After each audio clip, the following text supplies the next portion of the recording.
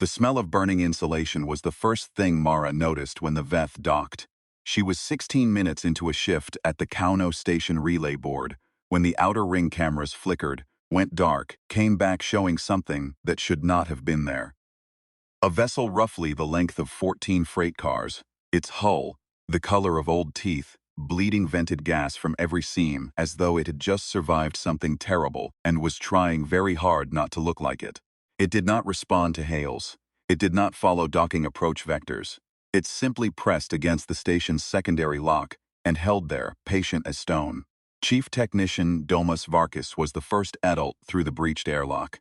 He later said it smelled like libraries, old paper, cold iron, something faintly sweet underneath that he couldn't identify. He said there were 12 of them standing in the corridor and they were very still. And they were watching him with the kind of attention that made your hands remember they were hands. He stepped back. One of them stepped forward. What followed? The contact reports, the biometric scans, the 4 days of absolute radio silence from the Veth vessel, while linguists tore their hair out, the moment when the tallest of them finally produced a physical object and set it on the table with enormous care. All of that is documented elsewhere. What matters here is what the object was. It was a book, handwritten. Pages that were not made of anything Mara's instruments could identify. What matters is that it was a book about a train. She was assigned to the contact team 6 weeks later, after the Veth made it understood, through a laborious process of gesture, diagram, and what could only be described as patient theatrical performance, that they would not speak to anyone over the age of 40. Nobody senior to Mara in the linguistics division was happy about this. Mara was not entirely happy about it either. She had spent 11 years in the division specifically to avoid situations where her continued existence depended on her ability to improvise. The lead Veth contact was a being she eventually named instructor, because that was the best human approximation of the role it seemed to occupy within the group. It was the tallest of the 12. Its face had no eyes in any position Mara expected, but she had learned by then that the clusters of dark fiber along its jaw did the work eyes were meant to do. When it paid attention to you, those fibers rose slightly, oriented, stilled. She had learned to find this less alarming. She had not quite learned to find it comfortable. The first thing the instructor did in their initial proper session was produce the book again. It opened it to a page that Mara later spent 3 weeks translating. What she eventually determined it said was something close to, "The ones who understand maps are the ones who have been lost. The ones who understand machines are the ones who have repaired them with their hands. Show us you understand this, and we will show you something in return." She stared at the page for a long time. Then she looked up at the instructor, whose jaw fibers were raised and oriented and absolutely still. "Okay," she said, "but I need chalk." The Veth's problem, insofar as she could reconstruct it across 6 weeks of cross-species translation, was architectural. They had arrived from somewhere very far away, through a route that no longer existed, and they were looking for what she eventually understood to be a road. Not a physical road. A road in the sense of a pattern, a tradition, a set of steps that could be handed from one person to another across time without distortion. Something old enough to survive the distance between stars. They had a word for this that Mara could not pronounce but wrote phonetically as Bolzibara. It meant, as best she could determine, the place where the road ended and the thing itself began. The destination that was also the method of getting there. The Veth had lost theirs. She sat with this for 3 days before she understood what they were actually asking. They were not asking for help finding it. They were asking to be shown that something like it could exist at all. That the route from here to there, from child to person, from person to tradition, from tradition to something durable enough to hold across centuries, was something a civilization could actually do. That the road did not inevitably collapse into procedure, into the mechanical repetition of steps, without understanding why the steps existed. They had been to 23 civilizations before arriving at Kauno Station. She did not ask what had happened to those 23 civilizations. The way the instructor held itself when she posed the question, the slight fold of its upper limbs, the drop of the jaw fibers, suggested the answer was not good. 23, she said. The instructor's fibers rose. It made the sound it made when it wanted her to continue, and you came, here, the sound again, waiting. Mara looked at the chalk in her hand. She had been drawing on the slate board they'd brought in for her. Diagrams, mostly, trying to explain phoneme sets. She looked at what she'd drawn. A circle with a line through it. The symbol she used to indicate a sound the Veth language had, that Lithuanian did not. She had been writing it so automatically she'd stopped seeing it. She erased it. "I want to show you something," she said. "But I need to take you somewhere first." The instructor did not like the train station. This became clear about 40 seconds after they entered the main concourse at Vilnius Central. When the instructor stopped moving entirely, and all 12 of its jaw fibers spread out in directions Mara had never seen them point before. She had been warned, in the briefing documents she'd been given, that the Veth experienced dense human infrastructure as something like interference. Too much signal, too many overlapping patterns. The cognitive equivalent of walking into a room where 6 radio stations were playing simultaneously. She had not been told what to do about this. She did what she did when her nephew Lucas froze at the edge of the school swimming pool. She kept walking, said nothing, and stopped 5 meters ahead to look back at him with an expression that communicated, without pressure, that the pool was fine and she would be there. The instructor stood still for 11 seconds. Then it followed. She took it to the far end of Platform 3, where an old maintenance worker named Bronius was doing something complicated to a relay box, with a set of hand tools that had probably been manufactured before the instructor's species had developed interstellar travel. Bronius was humming. He hummed the same 7-note phrase over and over while he worked. And Mara had never noticed it before, but she noticed it now with sudden and total attention. The way you notice something you have always heard but never listened to. She didn't say anything. She just watched Bronius work. The instructor's jaw fibers oriented toward Bronius and stilled. After 4 minutes, Bronius became aware of them watching him, looked up, saw Mara and the instructor, looked back at his relay box, and said, without any particular alarm, "You want to see how it goes together?" He showed them. He narrated each step not as instruction, not as the transmission of procedure, but as story. "This part wants to sit this way. You can feel when it's right because the resistance changes. This contact here, if you put it in backwards, it'll work for about 3 weeks, and then fail so gradually, you'll think you're imagining things. Old trick the designer put in to make you pay attention." He talked about the box as though it had a history and an intention and a relationship with him specifically. When he was done, he closed the panel, patted it once with the flat of his hand, and went back to humming. The instructor was very still for a very long time. Then it made a sound Mara had never heard it make before. Not the waiting sound, not the orienting sound, not the sound it made when her translation had gone badly wrong. Something lower and more complex, with what she could only describe as texture. She wrote it down phonetically, and later, when she played it back to the full linguistics team, nobody could identify it either. But one of the older linguists, Dr.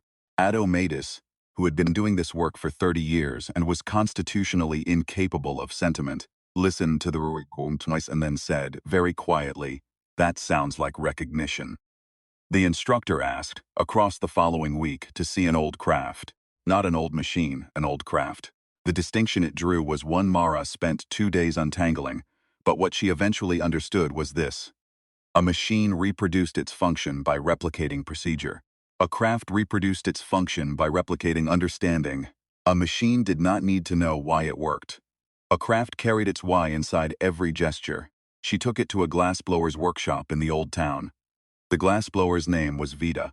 She was 63 years old, had learned the craft from her father, who had learned it from his mother, who had learned it from a man whose name had been lost, but whose grip, the specific angle of wrist and thumb, had survived in the gesture Veth used when she began every piece. She did not know this lineage consciously. She just knew how her hands went when she worked. Mara watched the instructor watch Veth's hands. The jaw fibers were absolutely motionless, every one of them oriented at the same angle, sustained. Mara had come to understand this as the instructor's equivalent of held breath. Veth produced a small glass bird. She held it up, examined it in the light, made a small sound of mild satisfaction, and set it on the shelf with the others. The instructor reached out one of its upper limbs, slowly, clearly asking permission, and touched the bird with the tip of what functioned as a finger. Then it made the textured sound again, the recognition sound. Veth looked at Mara. Mara shrugged. Veth looked at the instructor. "You want to try," Vita said. The instructor went very still. Then it made the waiting sound, the one that meant, "Continue." "I am attending." Vita taught it how to hold the blowpipe. The instructor did not produce glass. Its physiology was wrong for it in several respects, and the coordination required was not trivial. But it tried for 40 minutes with total attention. And what Mara noticed, what she kept noticing, kept coming back to in her notes from that session, was the moment when Vita corrected the angle of the instructor's grip. She didn't explain the correction. She just repositioned the limb with her own hands, the way a teacher does when the thing is easier to show than to say, and made a small sound of encouragement. The instructor's jaw fibers spread again, not in the interference pattern she'd seen at the train station, something different, more lateral, lower. She wrote it down. Fiber spread, low angle, sustained, uncertain, possibly. On the 23rd day, the instructor asked to see the children. This required a conversation she had been partly dreading, partly expecting. What she eventually got approved was a visit to a school music class. Public school, 3rd grade. Teacher informed and consenting. Parents notified. Half of them thrilled, and half of them extremely not. The kids themselves briefed as briefly as possible, because children do not actually need extensive briefing. They will investigate the interesting thing directly. The teacher's name was Romas. He was 29 years old, looked about 40 due to working conditions, and had a quality Mara immediately recognized and could not easily name. The quality of someone who had decided that what they were doing mattered and was going to do it, regardless of whether the conditions were good, or the administration was supportive, or the world at large agreed. He started the class the way she assumed he always started it. He sat down at the piano and played 8 bars without announcement. And the kids stopped what they were doing and listened, not because they were told to, because the 8 bars were interesting, because he played them like they were worth listening to. The instructor stood at the back of the room. Mara stood next to it. The jaw fibers were at the low lateral angle she had started to catalog as moved. Romas taught them a song. He taught it the way Bronius had explained the relay box, not as procedure but as story. This part goes fast because the character is nervous. Here it slows down because something is happening that they don't have words for yet. The kids argued with him about one note. He listened to the argument with total seriousness and then said the note was staying, but the argument was good, and they should keep making arguments like that. 2 of the kids immediately began planning their next argument. He caught Mara's eye from across the room with the look of someone who had learned to take victories where they found them. At the end of the class, one of the children, a small girl with paint still on her fingers from an earlier lesson, walked up to the instructor and looked up at it without any particular fear. "Can you sing?" she said. The instructor's jaw fibers went fully extended, all of them, the highest Mara had ever seen. Then it made a sound. Not the waiting sound, not the recognition sound. Something new. Pitched, modulated, with a sustained lower register that Mara felt in her sternum. The children went very quiet. The sound lasted approximately 12 seconds. When it stopped, the small girl nodded as though something had been confirmed. "That's good," she said, and went to get her backpack. That night, Mara sat in the station canteen with cold coffee and her notes and wrote for 4 hours. She wrote about the instructor, watching Bronius's hands move over the relay box, and the moment the fibers stilled. She wrote about Vita's correction of the grip, the wordless repositioning, the small sound of encouragement, and the way the instructor's response had looked not like information received, but like something older, something recognized. She wrote about Romas and the 8 bars and the child, who asked if it could sing. She wrote, "What they lost was not a procedure. It was not a set of steps. What they lost was the understanding that the steps are not the point. The craft is the point, the transmission of why. The fact that something in a human teacher's hands, in the angle of the correction, in the way Romas plays the 8 bars differently, every time but always correctly, contains information that no record system has ever successfully preserved. We don't know we have it. We pass it on in the gaps between the official instructions. We pass it on the way Vita's grandmother passed on a grip to her son, without knowing she was doing it. The Veth called this Bulzabara, the place where the road ends and the thing itself begins. They thought they had lost access to it. They came here to find out if it was possible." She stopped writing. She looked at the cold coffee. Then she looked at the page and wrote, "I think they found it." I don't think they found it in any of our technology or our records or our databases. I think they found it in the fact that Bronius was humming, that he patted the relay box when he was done, that talked to it like it had a history. I think they found it in a small child, with paint on her fingers asking an alien if it could sing and not being afraid of the answer. The Veth stayed for another 8 months. In that time, Mara learned things she had not expected to learn. Not about their language, which remained difficult, but about how they had once been and what the loss had looked like from the inside.